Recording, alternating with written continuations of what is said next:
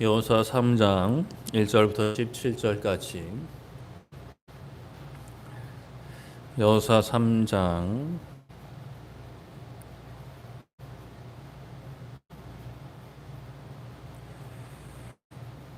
여호수아 3장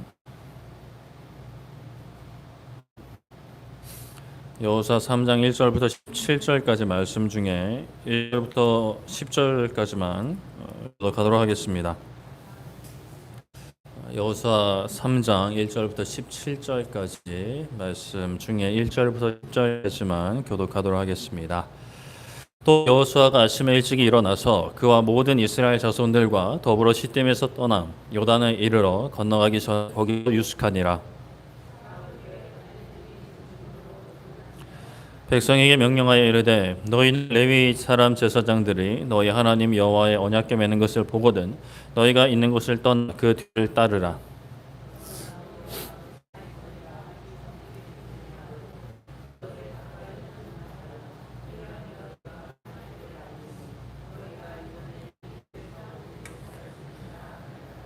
여호수아가 또 백성에게 이르되 너희는 자신을 성결하게 하라. 여호와께서 너희 가운데 기이한 일들을 행하시리라.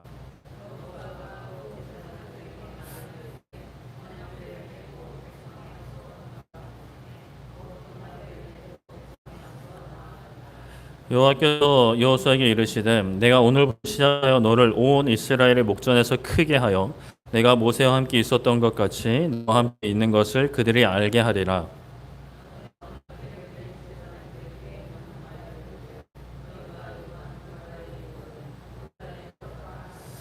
여호수아가 이스라엘 자손에게 이르되 이리 와서 너희의 하나님 여호와의 말씀을 들으라 하고 또 말하되 살아계신 하나님이 너희 가운데 계시사 가나안 족속과 헷 족속과 히위 족속과 브리스 족속과 기르가스 족속과 아모리 족속과 여부스 족속을 너희 앞에서 반드시 쫓아내실 줄을 이것으로써 너희가 알리라. 아멘. 네, 오늘은 하나님이 역사하실 수 있게라는 제목 말씀을 나누고자 합니다.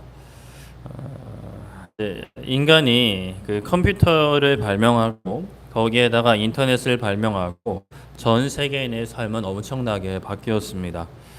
게다가 그 컴퓨터가 작아져서 우리 핸드폰 안에 들어오는 세상에 살고 있죠. 이 스마트폰이라고 하는 핸드폰이 보급되기 이전에 이제 사회생활을 하신 분들은 얼마나 세상이 급격하게 바뀌었는지를 실감하실 수 있을 것 같습니다. 사실 인간의 역사를 돌아보면 먼 곳에 있는 사람과 목소리를 실시간으로 들으면서 이제 이야기할 수 있는 전화의 발명도 실로 엄청난 이제 발명이었고 사람들은 그것을 보면서 막 귀신 보듯다라고 하는데요. 이제는 이 작은 핸드폰으로도 엄청나게 많은 일을 할 수가 있습니다. 그러나 이 핸드폰의 기능을 정말 모두 사용하는 사람이 얼마나 많을까라는 생각을 하게 됩니다. 대다수의 사람들은 통화, 문자, 메신저, 그리고 좀 더 나아가면 SNS, 인스타그램, 인터넷 서핑, 유튜브 시청, 쇼핑 등 계좌 이체 다양하게 사용하는데 글쎄요, 여기서 더 나가는 게 특별히 있을까라는 생각을 또 하게 됩니다. 사실 이 핸드폰의 기능에 비해서 그래도 막 열심히 사용한다는 분들도 사실 좀 한정되어 있는 것 같습니다. 자기가 사용하는 기능만 주로 사용을 하죠. 그런데 그렇게 사용을 해도 우리가 그런 모습이 불법을 저지르거나 악한 일을 행하는 것은 아닙니다. 굳이 최신형 핸드폰을 쓸 필요가 없음에도 비싼 거 사서 좀 돈이 아까울 수는 있겠죠. 최신형 핸드폰이 굳이 필요 없이 사용할 수 있는 환경인데 이제 그렇게 돈을 비싸게 지불하면 그 돈이 아까울 수는 있겠지만 그것이 사회적으로 범죄는 아닙니다. 물론 우리가 그리스도인으로서 그 가운데 어떤 비싼 핸드폰으로 인해서 다른 사람 가운데 인정받으려 하고 자존감을 채우려는 마음이 있다면 그것은 또 하나님 앞에 죄가 되지만 그러나 이 사회에서는 또 큰 문제는 아니죠.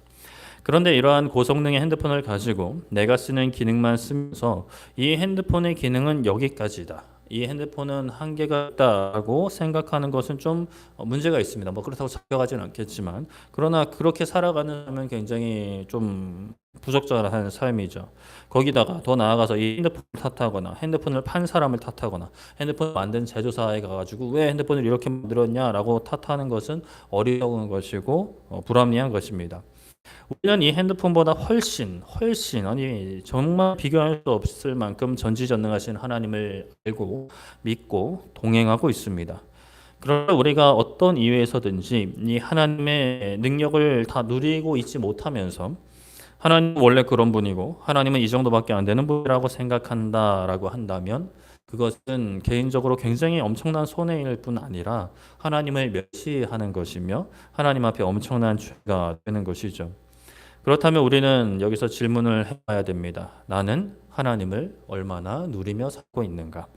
만왕의 왕이시고 능력의 하나님이시고 치료의 하나님이시고 우리를 실패하지 않는 사랑으로 사랑하신다고 하는 분인데 우리가 그 모든 것을 얼마나 우리의 삶 가운데 누리고 있는가?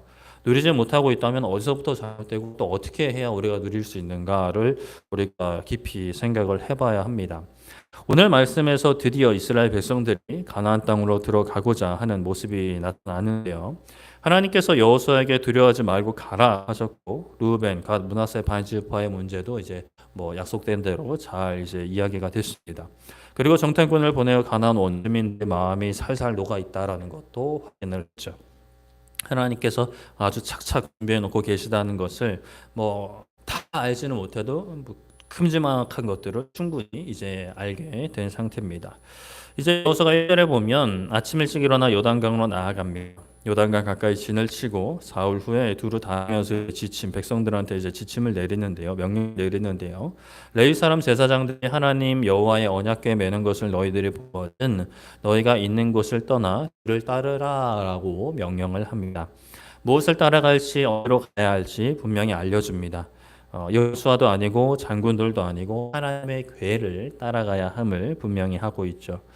홍해를 건널 때는 없었던 여호와의 궤이지만 이제는 하나님께서 허락하신 하나님의 임재의 상징인 궤를 따라가라 합니다.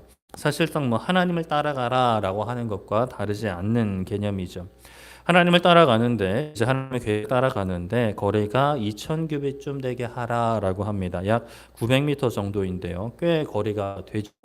그런데 이제 이스라엘 민족이 뭐 몇십만 명, 뭐 100만 명까지 뭐 생각을 하게 되면 너무 가까우면 오히려 이제 혼선이 생길 수도 있을 것 같습니다.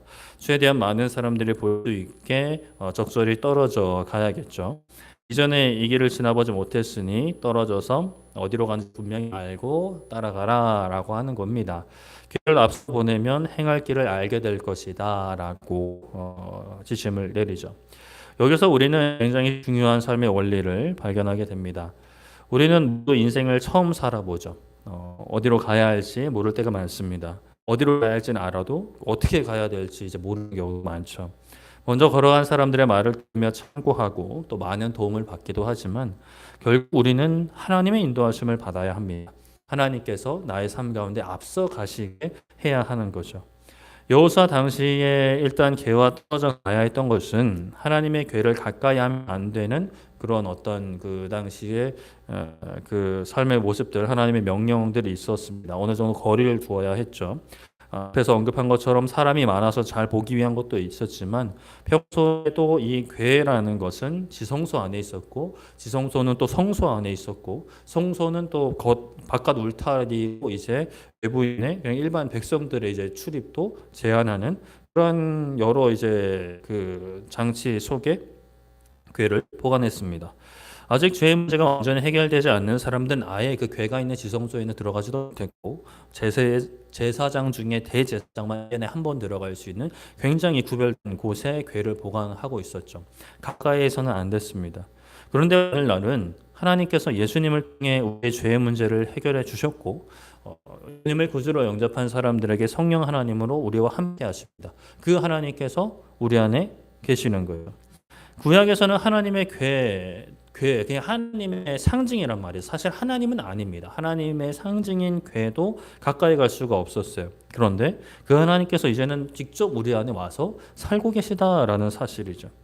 이것만으로도 얼마나 큰 은혜인지, 이 하나만으로도 우리는 사실 평생을 감격해서 살아도 부족함이 없는 사실입니다.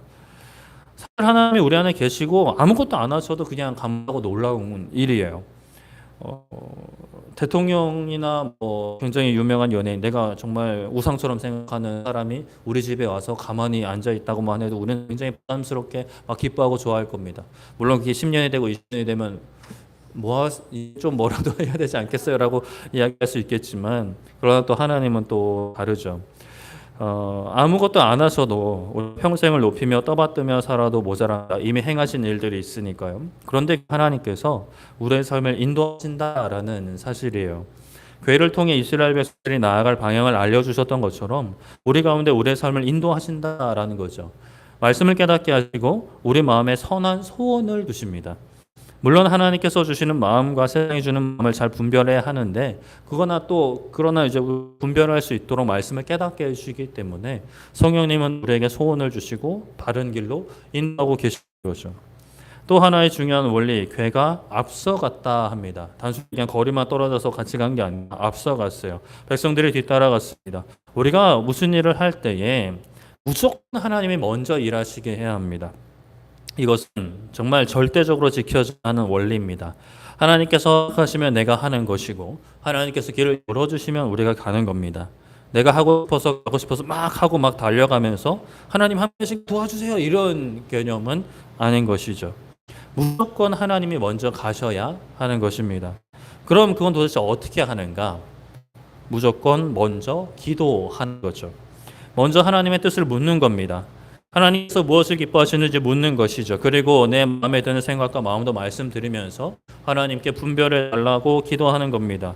그리고 인도하심을 그렇게 계속 구하면서 분명히 하나님 말씀에 어긋나는 일이 아니면, 길이 열리면 걸어가면 됩니다. 계속 기도하면서 걸어가는 거죠. 진행시킵니다. 그러다가 막히면 또 하나님의 뜻이 맞으면 열어주실 것을 믿고 기도하고, 그렇게 기도하는데도 안 열어주시면 이것은 하나님의 뜻이 아니 하나님께 다른 길을 달라고 또는 돌아갈 길을 달라고 기도하고 또 길 열어주시는 대로 가면 되고, 뭐 사방팔방 안 열어주시면 가만히 서서 때를 기다리면 되는 것이죠. 사실 어려운 것은 아닌데 근데 이제 내 생각대로 풀리지 않고 얼른 막 해야 될 것 같은 막 주위의 목소리나 내 마음속에 어떤 하나님께서 주시는 소원이 아닌 다른 목소리들을 이제 귀 기울이다 보면 이게 계속 불안해지고 조급해지고 하나님의 뜻을 기다리기보다 사울처럼 이렇게 먼저 이렇게 막 일을 저지르게 된 그러한 실수를 할 수가 있죠. 안 열어주시면 안 가면 되고 열어주신 대로 가면 되는, 중요한 것은 하나님 먼저 가셔야 한다. 왜냐하면 내가 내 삶의 주인이 아니고 하나님이 내 삶의 주인이고, 무조건 내가 아는 것보다 하나님이 더 많이 알고 계시고 잘 알고 계시다라는 믿음이 있기 때문입니다. 여호수아가 백성에게 또 요구하는 것이 있습니다. 5절에 보면 너희 자신을 성결하게 하라 합니다. 왜냐하면 하나님께서 내일 너희 가운데 귀한 일을 행할 것이니 너희는 성결하라 합니다. 하나님의 역사를 기대하는 사람들은 자신을 성결하게 해야 합니다. 성결은 거룩한 거죠. 깨끗한 것입니다. 우리의 마음과 생각과 삶을 정돈하는 겁니다. 죄를 없애는 거죠. 하나님의 역사를 기대하는 사람들, 기대하고자 하는 사람들은 죄를 없애야 합니다. 여기서 우리는 중요한 원리들을 생각해야 하는데, 먼저는 우리의 죄를 없애주시는 분은 누구신가? 그분은 하나님이시죠. 하나님께서 예수님을 우리 대신 죽게 하사 우리의 죄에 대한 책임과 정죄함을 없애주셨습니다. 그렇게 하나님께서 우리로 하여금 의롭다고 칭해 주셨어요. 의로운 하나님의 자녀 삼아주신 거죠.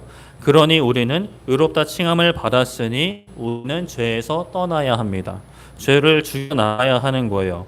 하나님께서 예수님을 통해 우리 죄를 없이 했다라고 해서 우리를 자유케 하셨다고 해서 우리가 그냥 가만히 있으면 안 됩니다. 가만히 있으면 세상이 흘러가는 대로 어느샌가 죄가 우리의 마음 가운데 틈타게 되고 그 죄에 대한 행동들을, 삶의 모습들을, 말들을 하게 되는 거죠. 우리가 뭐 육체의 죄든 또 뭐 음란의 죄든 뭐 교만의 죄든 탐욕의 죄든 어떤 죄에 빠져 있다 또는 그런 유혹이 있다, 끊어내야 합니다. 빠져나와야만 합니다. 더 많이 가지려 하지 않고 더 많이 먹으려 하지 않아야 하고 절제해야 되죠. 미워하는 죄를 짓고 있다면 미워하는 마음도 끊어내야 합니다. 기도하면서 내키지 않아도 힘들어도 용서하는 말을 해야 하고 사랑해야 하는 말을 해야 합니다. 내가 해야 됩니다. 우리가 해야 되는 거죠. 그러나 분명한 것 이것이 나의 힘으로는 절대 되는 게 아닙니다. 죄와 싸우는 것은 죄를 이기는 것은 내가 하는 건데 내가 나의 힘으로 하는 것이 아닙니다. 나의 힘으로 하면 어느 정도는 할 수 있죠. 사람 역량에 따라서 조금은 할 수 있습니다. 그러나 금방 한계 부딪힙니다. 하나님의 능력으로 하는 거죠. 하나님의 도우심을 구해야 합니다. 우리 안에 누가 계시죠?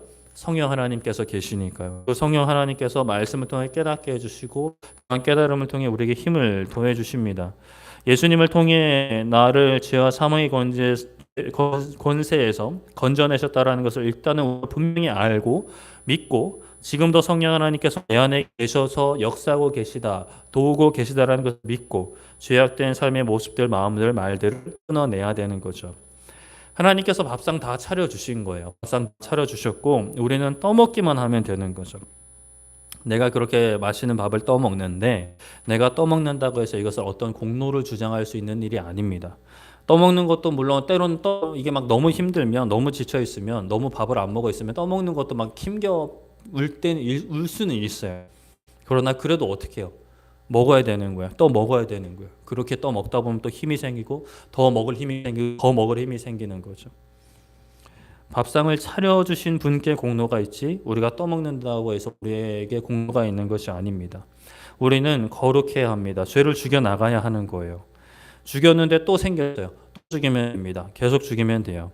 하나님께서 죄를 미워하는 마음을 주십니다. 이겨낼 수 있는 힘도 주세요. 그러니 우리가 해야 합니다.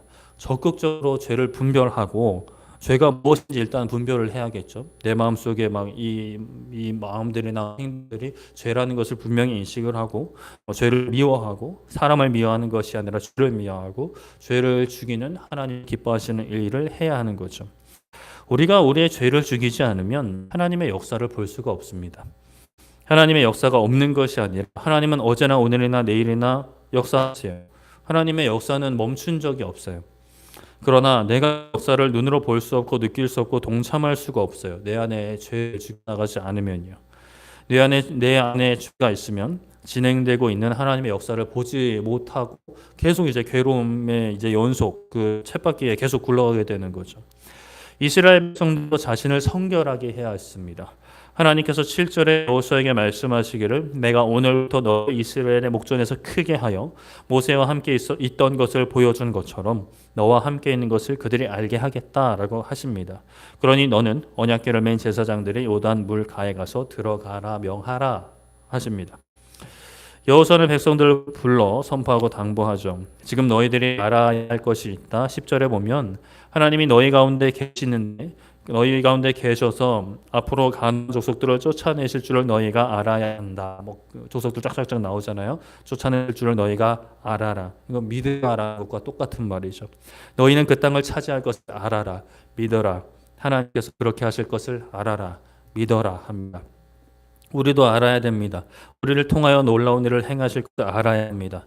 나는 부족하고 나는 보잘것이었지만 우리가 죄를 죽이고 우리 가운데 계신 하나님 알고 믿고 순종하면 우리를 통해 복음이 흘러가는 놀라운 일을 이루실 것을 알아라 믿어라 합니다. 나 스스로 먼저 믿지 않고 나는 안 돼. 왜? 환경이 이러니까 계속 반복적으로 죄를 짓고 있으니까 나는 안 돼라고 생각하고 하나님의 역사를 차단시켜버리면 하나님의 역사에 동참할 수가 없는 것이죠. 그리고 11절에 온 땅의 주인이신 주님의 언약궤가 내 앞에서 요단을 건너가니 각 지파에 한 사람씩 12명을 택하라 합니다.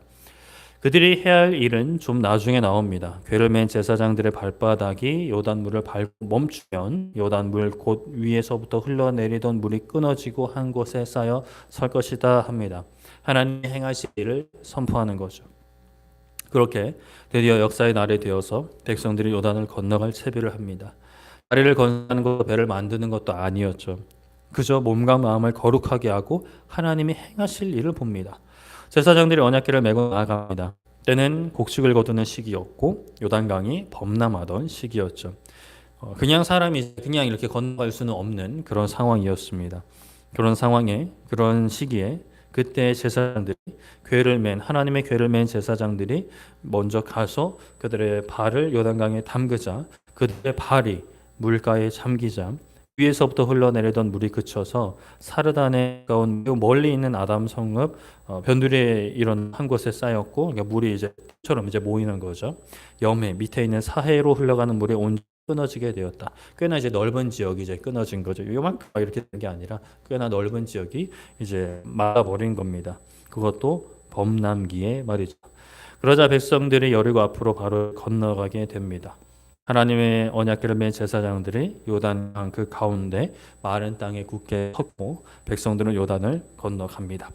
백성들이 건너갈 때까지 제사장들은 굳게 서 있죠. 하나님의 궤를 메고 서 있습니다.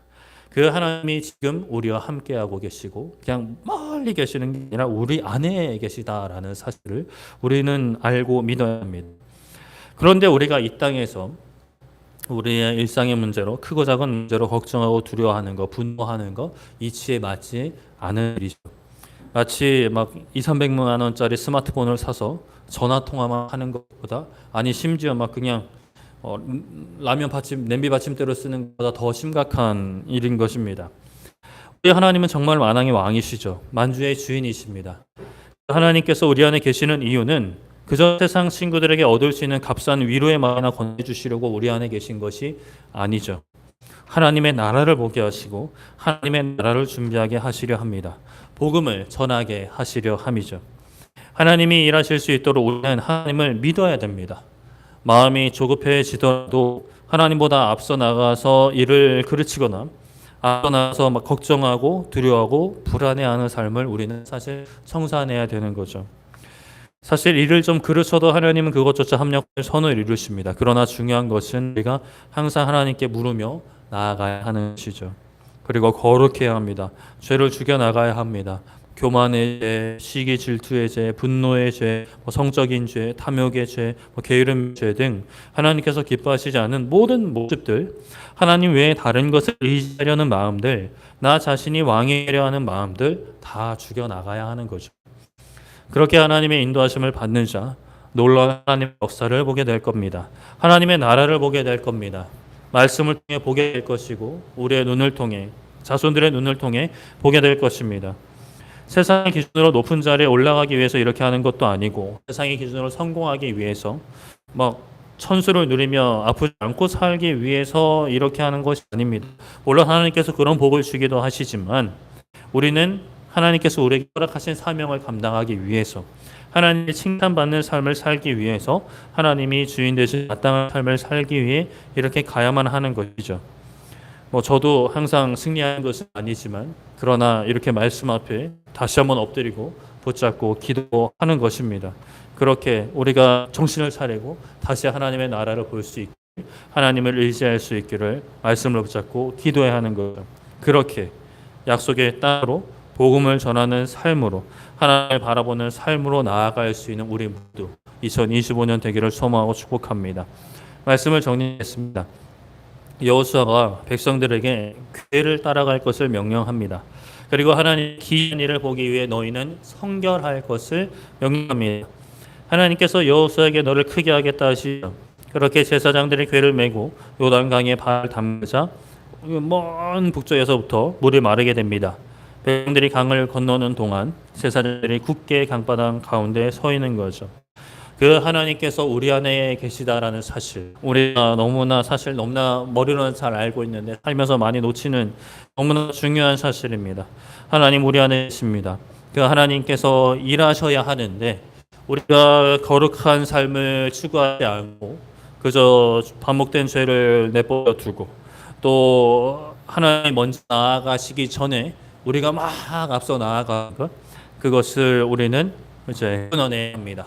거룩한 삶을 세워나가고 하나님 앞에 이제 죄인 것들을 계속해서 죽여나가면서 기도로 하나님의 뜻을 구해야 하는 것이죠. 하나님, 아무리 작은 거라도 그냥 오늘 점심 뭐 먹을까도 상관없어요. 그냥 묻는 거죠. 그냥 뭐든지 묻고 하나님 앞에 구하고 하나님의 뜻을 구하고 하나님이 주시는 마음 따라 또 하나님께 주신 마음이지 않은지 잘 분별하여서 하나님 뜻에 순종할 수 있는, 그렇게 우리의 정말 모든 삶이 하나님과 동행하고 하나님의 능력 안에 거하고 하나님을 전할 수 있는 복된 삶이 되기를 소망하고 축복합니다. 이제 우리 함께 기도하고 찬양하고 기도했으면